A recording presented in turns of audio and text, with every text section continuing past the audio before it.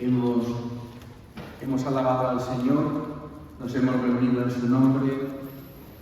Estamos seguros de que sus palabras todas se cumplen, y también aquella que decía, donde dos o más, y aquí parece que somos más de dos, donde dos o más se reúnen en mi nombre, yo aquí estoy en medio de ellos.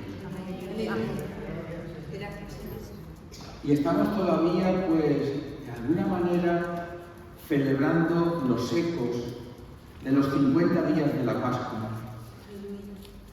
La Pascua comenzó solemnemente con el triduo pascual y que tuvo en el Viernes Santo, con su preludio de la Cena del Señor, tuvo en el Viernes Santo el mayor dolor que pueda tener el ser humano en su cuerpo, en su mente y en su espíritu, en la persona de la humanidad con mayúsculas, que es Jesús, y que tuvo en el triduo pascual el silencio más grande que el corazón del hombre y que el corazón de la historia pueda tener en ese sábado, donde parecía que nada tendría futuro, donde parecía que solo María, guardando en su corazón el silencio de la tumba habitada por la carne de su Hijo, iba a ser de alguna manera la única que sostuviera el latín del sentir de la Iglesia, ese triduo que se tornó en gloria, en resurrección, en vida, en fiesta, en alegría,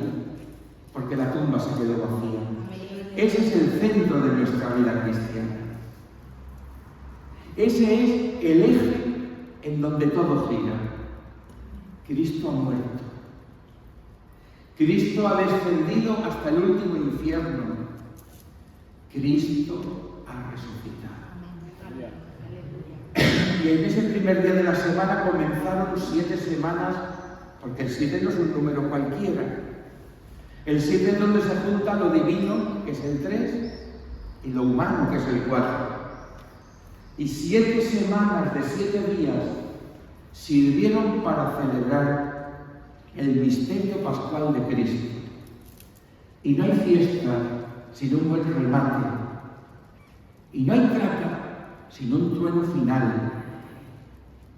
Y a las 7 semanas cumplidas, a los 50 días, el Espíritu Santo vino sobre aquella comunidad que se debatía entre el amor y el temor, entre la alegría de Jesús resucitado y la ausencia de Cristo que había ascendido a los cielos. Nosotros vivimos de esa alegría, vivimos de ese misterio y vivimos de esa Pascua de resurrección, de esa Pascua de Pentecostés. Y ahora hemos vuelto al tiempo ordinario. Y estamos haciendo como hay que hacer las cosas, poco a poco, porque así son las cosas del Señor. Las cosas del Señor no son a lo loco, pero son una locura, pero no se hacen a lo loco. Las cosas del Señor van siempre como ese rumor fino, como ese rocío de la mañana en las tardes y en las noches de verano. Las cosas del Señor son un fuego como el de una luciérnaga. Nosotros estamos entrando en el tiempo ordinario para precisamente tener clara nuestra identidad.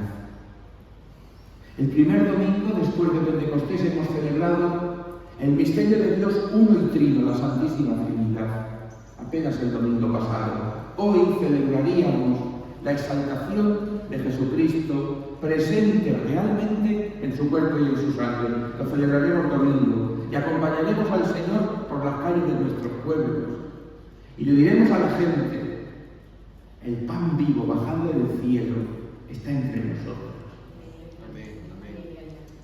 Vamos a celebrar el próximo viernes de la otra semana el Sagrado Corazón de Jesús, la misericordia divina. Y el sábado también, siempre que hay una fiesta de Cristo, celebramos a María. Y luego ya entraremos en el tiempo ordinario. Estoy haciendo esta pequeña introducción porque conviene que no olvidemos una cosa que se llama, lo sabe muy bien Vladimir, y a él se lo dedico, el año litúrgico. Yo una vez estaba examinando a los alumnos y les salió ese tema, y uno de los ítems de ese tema decía el año litúrgico. Y los alumnos tenían que poner,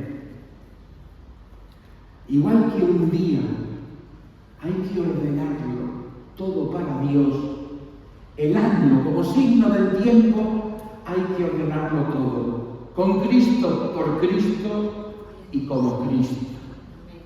Y así celebramos el nacimiento de Jesús,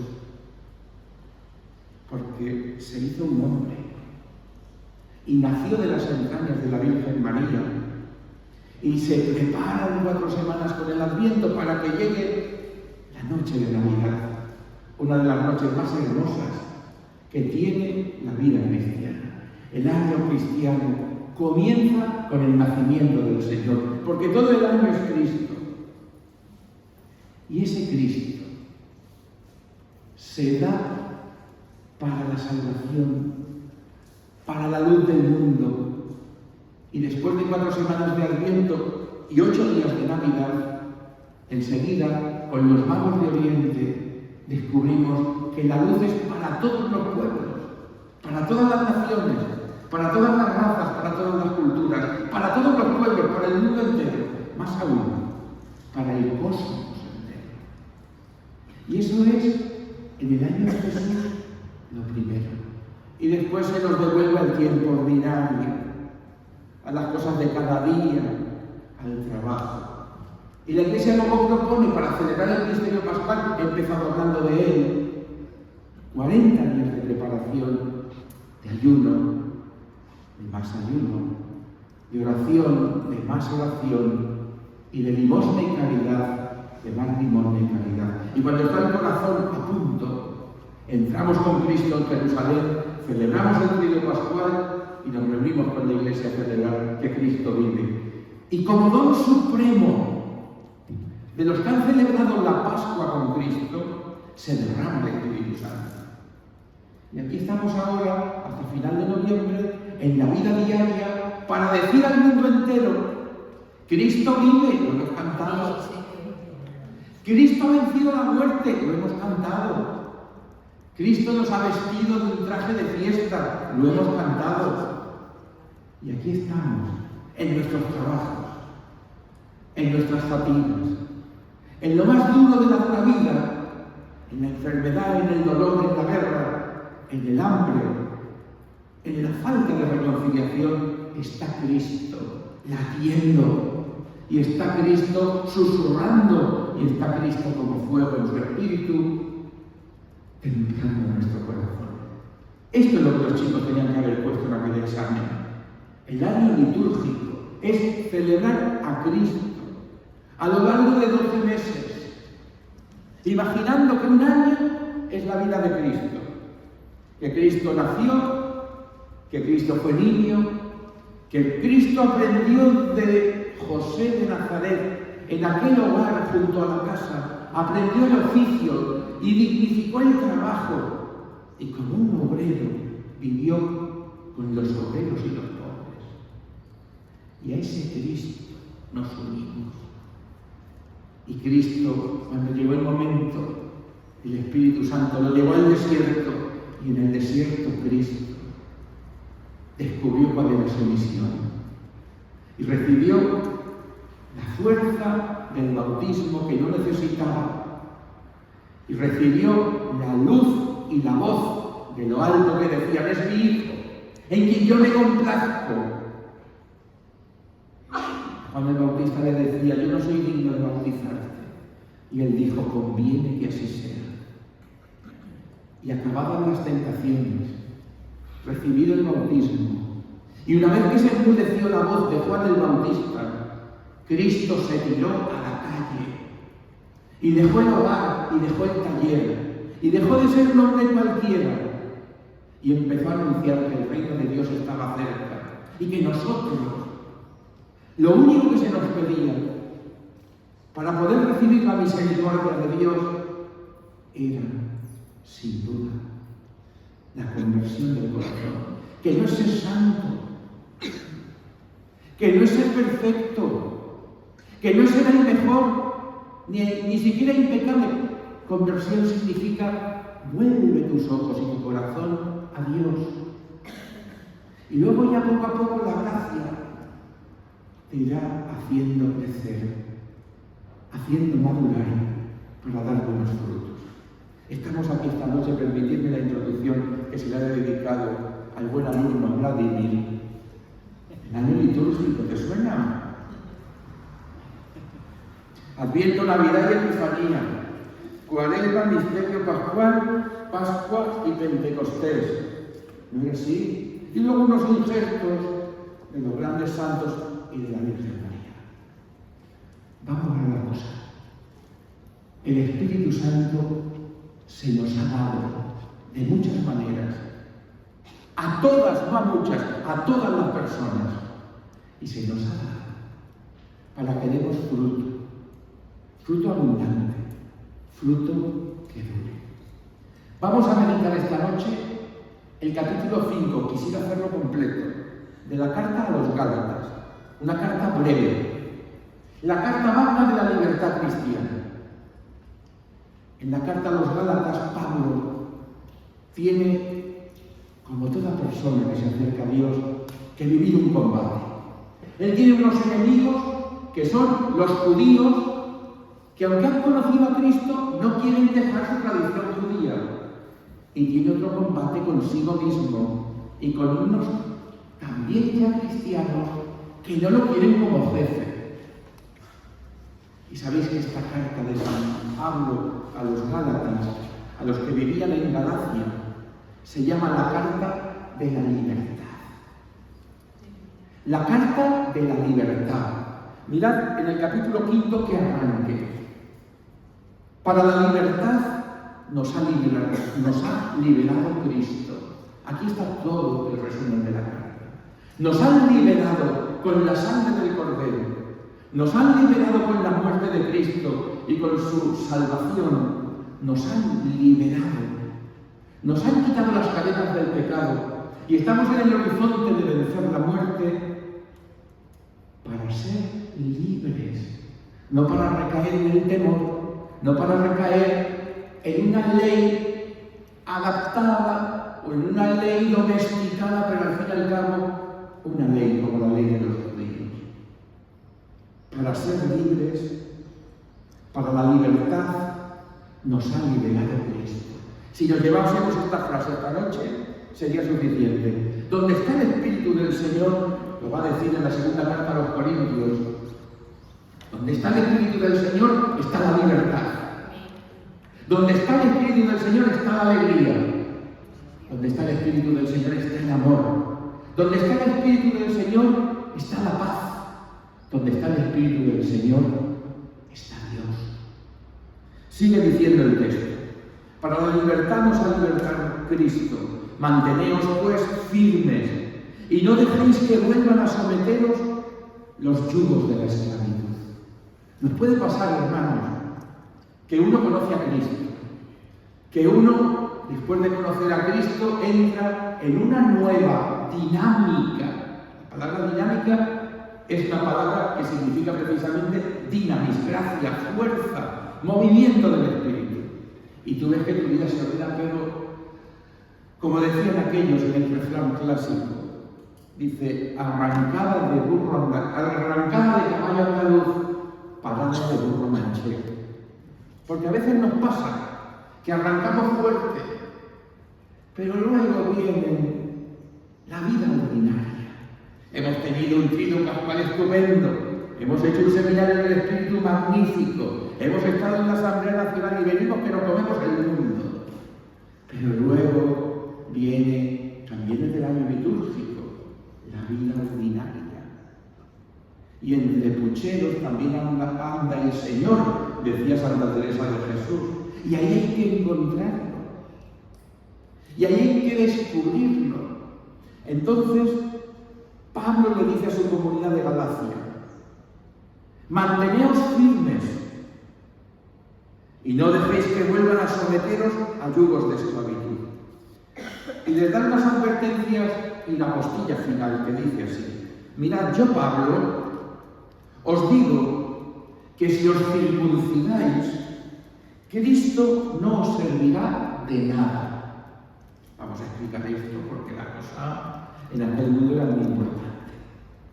Los judíos marcaban a los varones a los 8 días de su nacimiento con el nombre que los inscribía en su tribu, una de las 12, y en su cuerpo circuncidando, haciendo la circunvalación, podríamos decir si fuéramos conductores, quitando el prepucio de su miembro y señalando siempre que aquella costumbre higiénica se convertía en un verdadero carnet de identidad. Entonces los judíos siempre tenían, aparte de la memoria porque no tenían tierra, y aparte de la promesa porque aún no tenían nada cumplido, tenían un signo de que pertenecían a un pueblo con la marca de su propio miembro masculino. Pues bien, llega Cristo y empiezan a venir a las nuevas comunidades del Ponto, de Grecia, de todas las tribus que nadie era judía, de todas las tradiciones religiosas politeístas.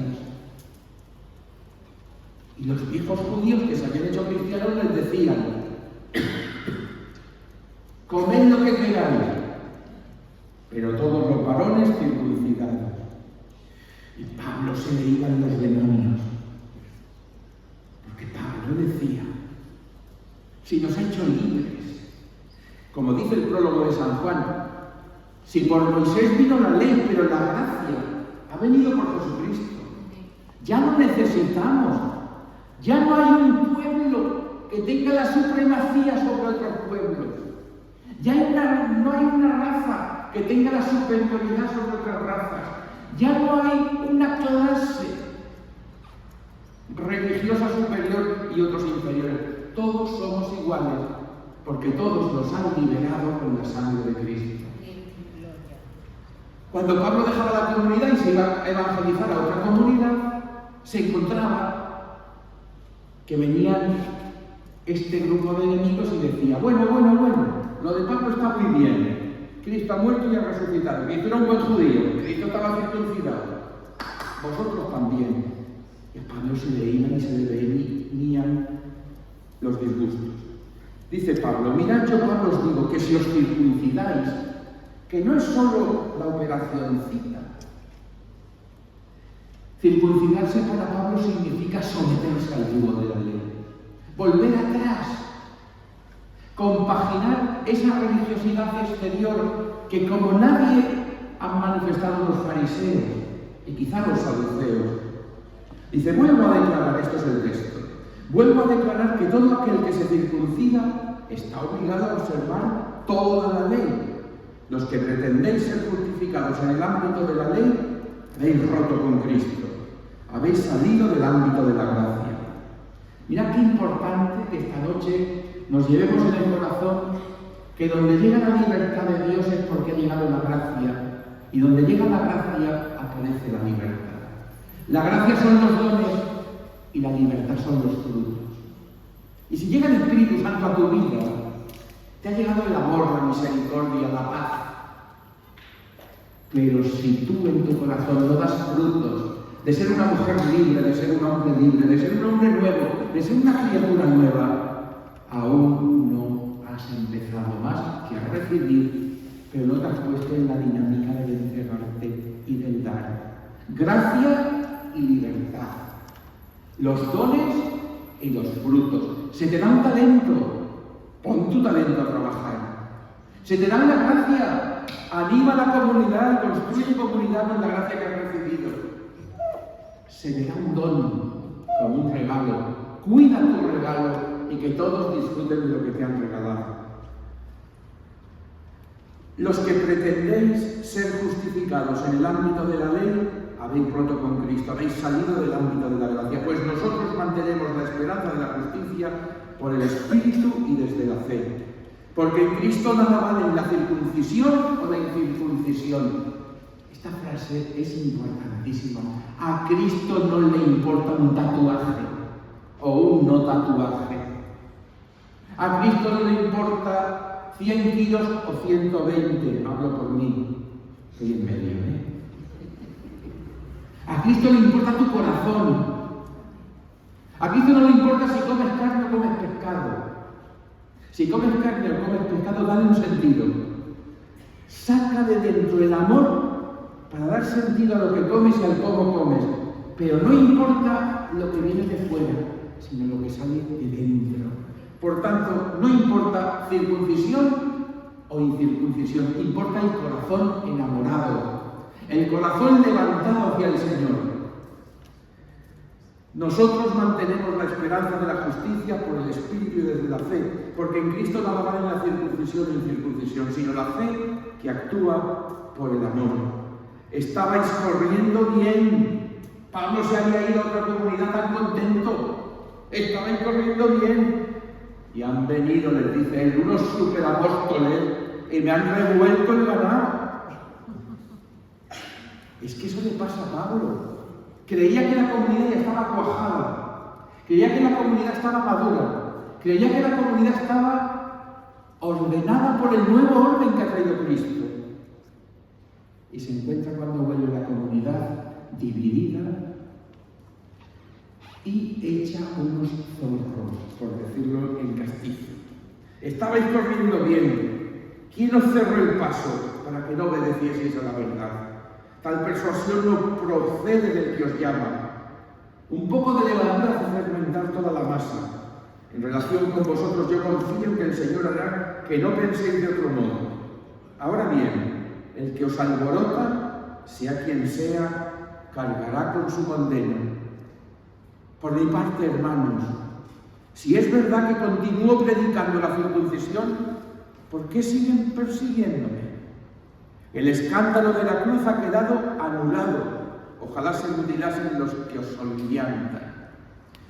Y después de esta bronca, y después de esta discusión fortísima y de esta apelación al corazón comunitario, Pablo en el capítulo 5 regala una exhortación de las más dulces, de las más repetidas, de las más necesarias también para nosotros.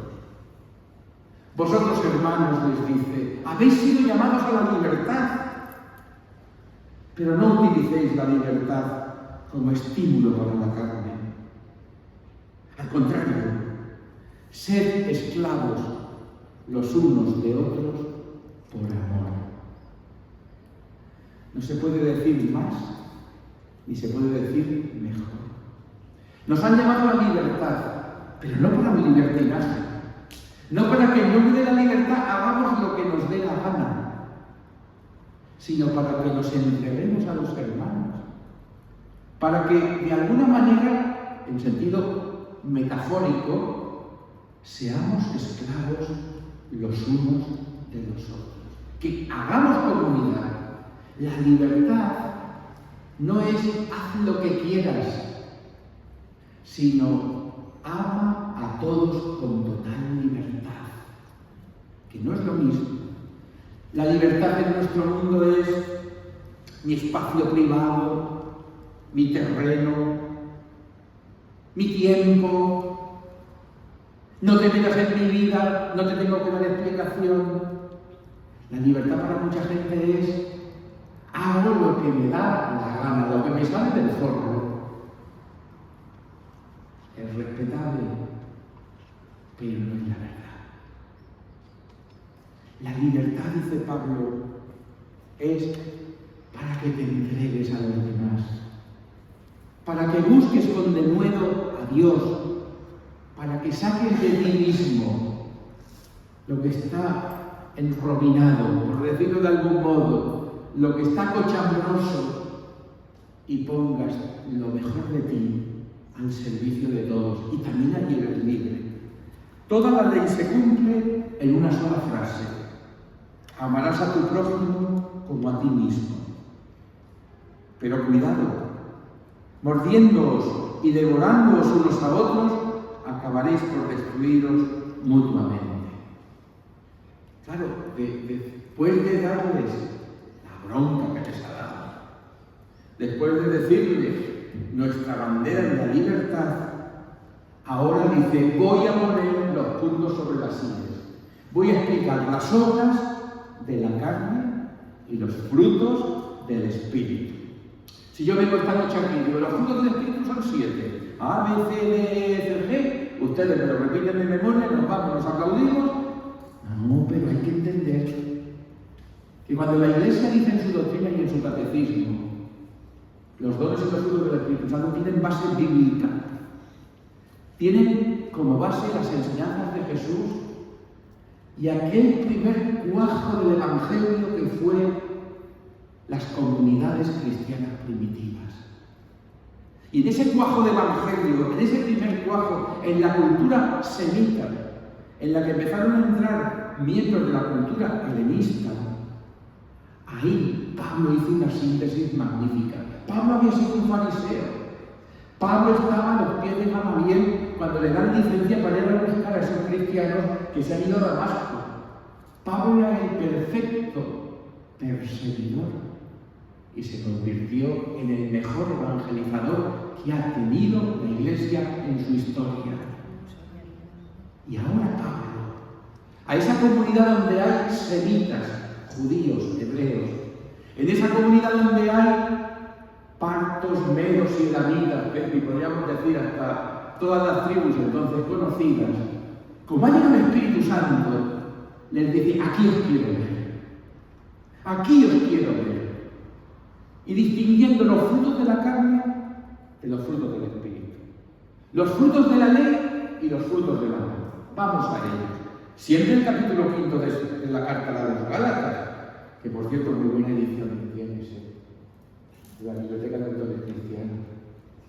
Muy buena editorial. Esto ha sido un golpe bajo. Digo, no he traído Biblia y me dan una que producimos en la... Yo trabajo también en la editorial de los obispos españoles, la Biblioteca de Autores Cristianos, y me dice el otro día el Sanitán de San Lorenzo, ¿a qué se dedica usted? Digo, vendo Biblias. Dice, pero por las casas, digo, casi. Me ha dado mucho gusto, Antonio. Bueno, vamos al asunto después de esta pequeña pausa. Frente a ello yo os digo, caminad según el Espíritu y no realizaréis los deseos de la carne. El Espíritu y la carne. Neuma y Sagas. En definitiva, la cosa no es tan sencilla en la vida, pero los buenos maestros hacen fáciles las cosas difíciles. Y Pablo es un maestro de evangelizadores. Nosotros sabemos que a veces el espíritu está entreverado de carne. Y la carne está, como el trigo y la cizaña, entreverada de espíritu. Pero para una lección, para una clarificación, en el momento de una crisis comunitaria en que hay que tomar un camino, las cosas claras, clarinete. Esto es la carne y esto es el espíritu. Si das estos frutos, estás en la ley, estás en el cuerpo. En la ley si eres judío, en el cuerpo si eres pagano. Pero si ha venido a tu vida el Espíritu Santo, vas a dar estos frutos que se cuentan, que se miden, que se pesan, que se ven y que son un bien no solo para la Iglesia y para tu comunidad, sino para el mundo entero.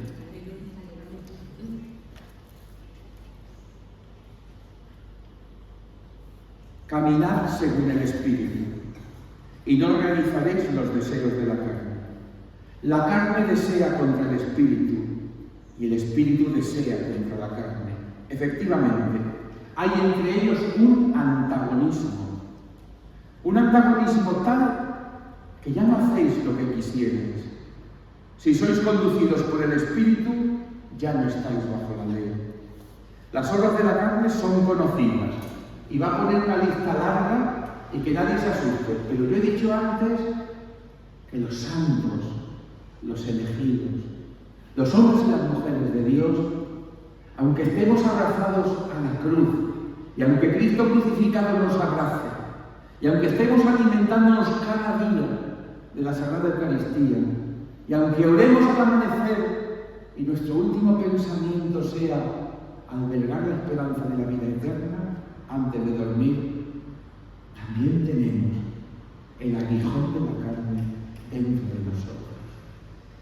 Las obras de la carne son conocidas, las voy a decir rapidito, y que nadie se agobie. Fornicación, impureza, libertinaje, idolatría, hechicería, enemistades, discordia, envidia, cólera, ambiciones, divisiones, disensiones, rivalidades, borracheras, orgías y cosas por el estilo. Cuando uno se pone delante del Señor, dice: soy sacerdote, soy predicador de tu palabra, Señor. Me ungieron mi cabecita en el bautismo, me ungieron mi pecho en el bautismo con el óleo de los catecúmenos, ungieron mis manos para consagrar y bendecir. Y ya ves, Señor, que yo sigo en las obras de la carne. ¡Qué vergüenza, qué apuro! Cuando eso nos suceda, estamos en el camino de la humildad, estamos en el camino de la verdad.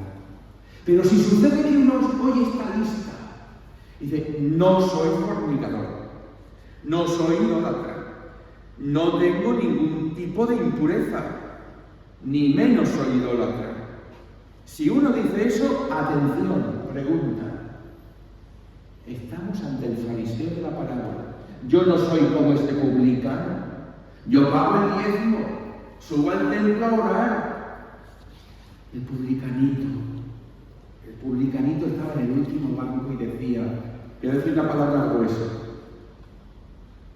Señor, perdóname que soy un cabrón. Porque si tú cuando te pones en oración te crees que no tienes ningún fruto de la carne y te crees que eres un angelito, un espíritu puro y eres el magnífico y el mejor y te sientes superior a los demás, tienes ya una etiqueta, un hashtag que te puso Cristo: fariseo, hipócrita, sepulcro blanqueado. Pero si tú te consideras un publicano y dices: forniqué y ahora no fornico, pero robé y si no robo es porque no me dejan, tú te pareces al publicano, que aquel bajó del templo justificado y el otro no. Os prevengo, dice Pablo, como ya os previne, quienes hacen esas cosas no heredarán el reino de Dios. Que nadie piense que se puede hacer todo eso que he dicho. Pero si lo hace, tenemos un paráclito, un defensor, un abogado, un amigo, un hermano. Tenemos al Hijo de Dios que se ha hecho un hombre y nos ha entregado su Espíritu para poder volver a empezar cada día. Para eso lo tenemos. Os prevengo como ya os previne. Quienes hacen estas cosas no heredarán el reino de Dios. Pero en cambio, el fruto del Espíritu, aquí por favor me voy a detener un poco. El fruto del Espíritu es amor, es alegría, es paz. El fruto del Espíritu es paciencia, afabilidad, bondad, lealtad, modestia, dominio de sí. Contra estas cosas no hay ley. No hay ley. No hay ley que valga. Porque si tú hablas, es que has alcanzado un cacho de la libertad que nos viene por la sangre del madero. Y si tú estás alegre, he de tratar del físico. Tengo un chaval ya con 3 hijos, que... ¿Y cómo está? Digo, soy uno de los hombres más felices de la Tierra, del planeta. Digo, y cuando salga de aquí espero todavía ser más feliz y encontrarme mejor. Porque, analizado en serio, si has conocido a Cristo, no pasa ya nada en tu vida. Decía el Salmo, aunque un ejército acampe contra mí, mi corazón no tiembla. Si tú has alcanzado en tu vida un poco de alegría, de amor, de paz, de paciencia, de afabilidad, es porque te ha alcanzado la libertad de Cristo, la alegría de Cristo, el amor de Cristo, la misericordia de Cristo. Y si los ha alcanzado es porque el Espíritu Santo se ha derramado sobre nosotros. Así que, hermanos, vamos a subir al templo a orar. Vamos a ser conscientes de que no somos el número uno, la número uno, pero que Él sí es el número uno. Él sí merece nuestros aplausos, nuestros vítores, nuestras canciones. Los que son de Cristo Jesús, han crucificado la carne con las pasiones y los deseos. Nuestra vida es el combate, como Pablo tuvo, de ir crucificando quizás nuestras adicciones, el juego, el alcohol, el sexo, la bebida, el sentirnos mejores que los demás. A veces es una ideología. Tú conságrate a la verdad y no te dejes atrapar por la ideología, ni siquiera tu sistema de ideas, ni tu sistema de creencias es importante. Decía mi rector del seminario, sabéis que de los rectores del seminario se aprende mucho, los sacerdotes, y luego es como de los padres, que luego con los años vas sacando. Decía don Juan Benito, a veces la palabra de Dios se puede convertir en una pantalla entre Dios y tú. Y tienes que quitar la palabra de Dios y hablar con Él y escucharlo y acogerlo de corazón a corazón. Primero, nútrete de la palabra. Léela, conócela, compréndela, medítala, ora con ella. Pero luego, contémplalo y deja que te contemple.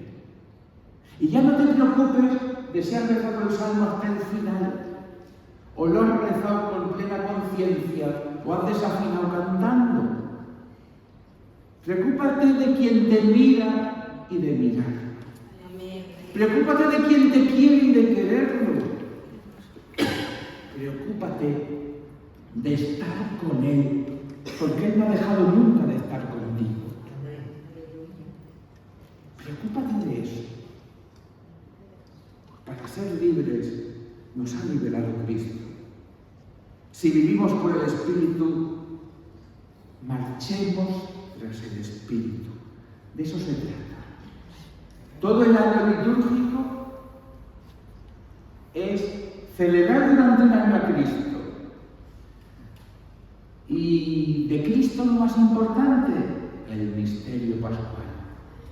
Celebrado durante 7 días de 7 semanas y culminado como el que hace cima y ya tengo un 2000, un 3000, un 5000, los que sois senderistas me estáis entendiendo y los que sois atletas de montaña, hacemos culmen con el Espíritu Santo. Dios Padre tiene un diseño. Y la actitud que se nos pide con respecto al Padre es la confianza. Señor, tú me has creado, tú eres amor, tú me cuidas, providentemente me sostienes. Señor, confío en ti. A la segunda persona de la Santísima Trinidad, a Cristo, el creyente le debe obediencia y seguimiento. Al Padre, confianza. No lo vemos, pero lo sentimos. Pero al Hijo, que era como nosotros, que nunca estuvo Dios tan cerca, que en la encarnación del Verbo, al Hijo le debemos el seguimiento. Si tú vas por aquí a ver a los enfermos, que yo vaya a ver a los enfermos. Si tú estás dando alegría a los pobres, que yo vaya a darle a los pobres alegría. Si tú me has enseñado a compartir y a repartir, que yo comparte y reparta. Si tú has hecho signos de vida eterna, que yo tenga signos de vida eterna. Al Padre, confianza. al Hijo seguimiento. Subiré contigo al Calvario, contigo, Señor, y como tú. Te seguiré donde quiera que vayas. Pero al Espíritu Santo, por favor, a la tercera persona, a Dios Espíritu Santo, le debemos docilidad a sus inspiraciones, a su soplo, a su insinuación sublime e íntima.